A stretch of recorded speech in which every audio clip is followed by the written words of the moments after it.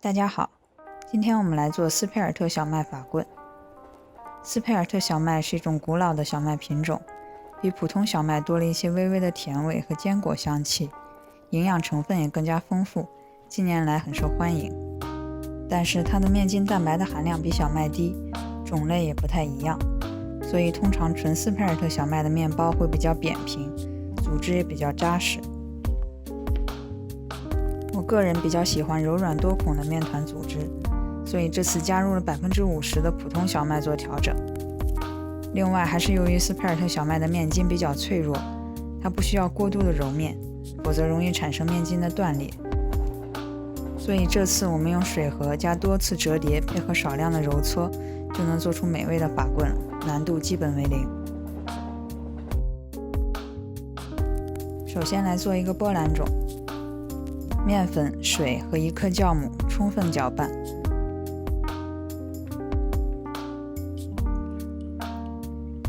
在之前的视频里讲过，波兰种是一种预发酵方式，可以改善面团的组织和口感。如果你手里恰好有天然鲁邦叶种，可以用60克来替代波兰种，效果更好。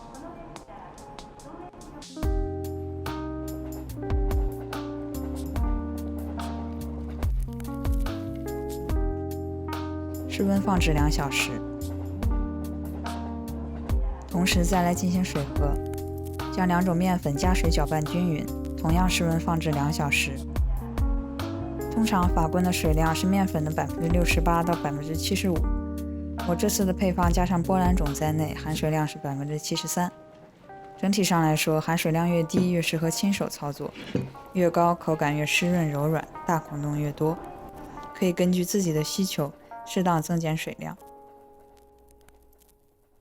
2小时后来看一下面团的状态。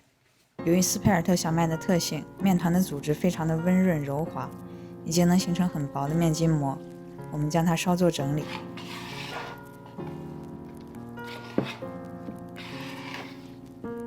之后加入盐、酵母和刚刚的波兰种，揉至均匀。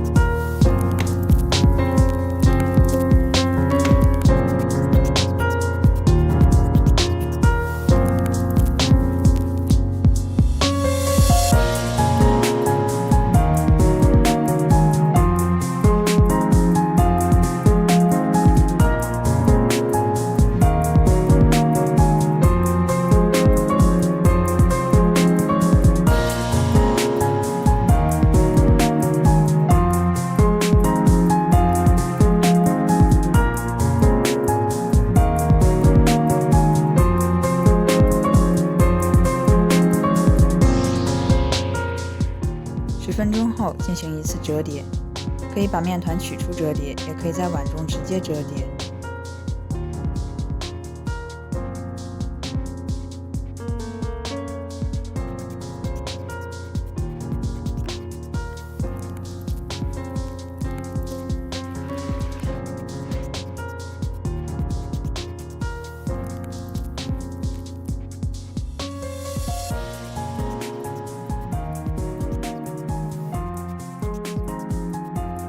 再休息10分钟，重复1次折叠。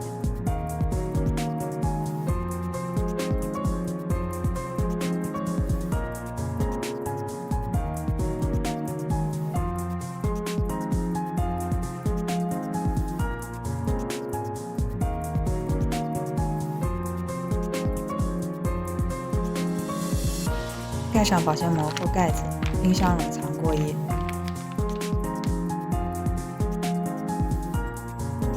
第2天，我们将面团取出，一点点面粉防粘，分割成170克的小块，将面团大致整形成圆形。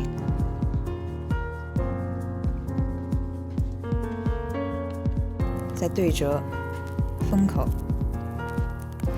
滚成一个纺锤形。全部整形结束后，让面团休息10分钟，之后进行最终的整形。将面团稍稍拍平，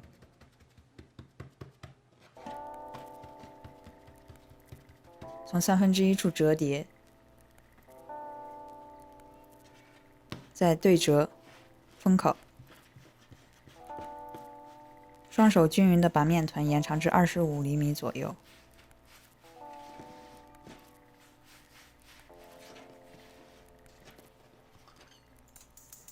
再看一遍。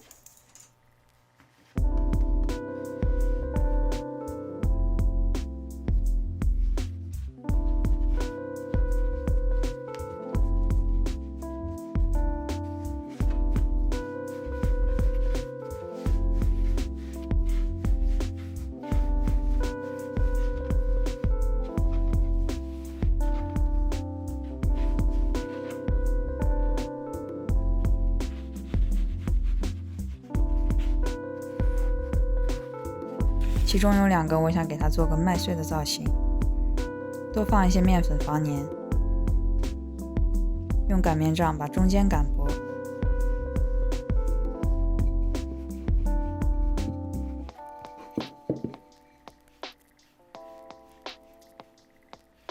再把上下2部分翻折进去。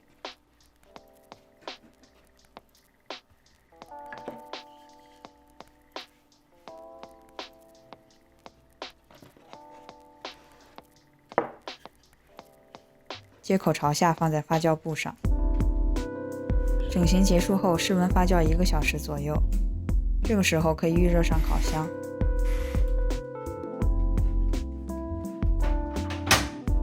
烤欧包的过程中有2个重点，一个是烤盘一定要够热，促使面团中的气泡和水蒸气向上排出，让面包长得更高，同时也避免烘烤结束后出现塌底的状况。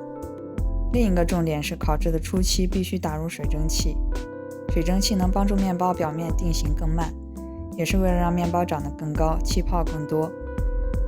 另外也能让表皮不那么暗淡粗糙。现在带蒸汽功能的烤箱也很常见，如果是普通烤箱也没有关系，我们可以自己在烤箱中制造蒸汽。第一种方法是用密闭性好的铸铁锅，预热后直接将面包放进去，实际上用的是面包自己产生的水蒸气，是一种比较稳妥的方法。缺点就是面包的形状受铸铁锅限制，一般以圆形居多。第二个方法是我自己常用的，用一块保温性好、散热慢的石板或铸铁做烤盘，下方再放一个烤盘，多与烤箱一起预热。放入面包后，在下方的烤盘倒热水，在石板上放几块冰块，再迅速关上烤箱门。缺点是可能稍稍有些烫伤的危险，对烤箱也可能有一些伤害。当然还有很多其他制造蒸汽的创意，大家可以在安全的前提下摸索自己的烤箱，找到适合自己的方法。发酵好了，我们来割包。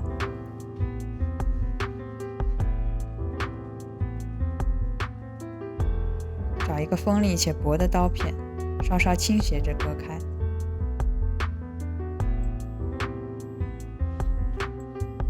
这个麦穗造型呢，要将接口朝上，撒薄薄一层面粉，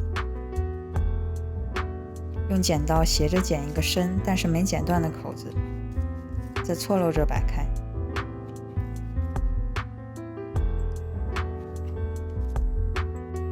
放入烤箱，打入蒸汽，250度烤18分钟左右。烤好之后看一下，有张开的小耳朵，表皮非常酥脆。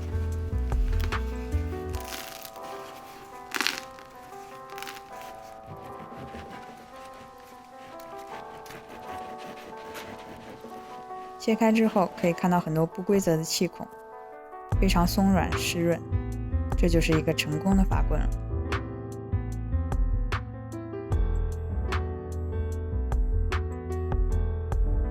谢谢大家的观看。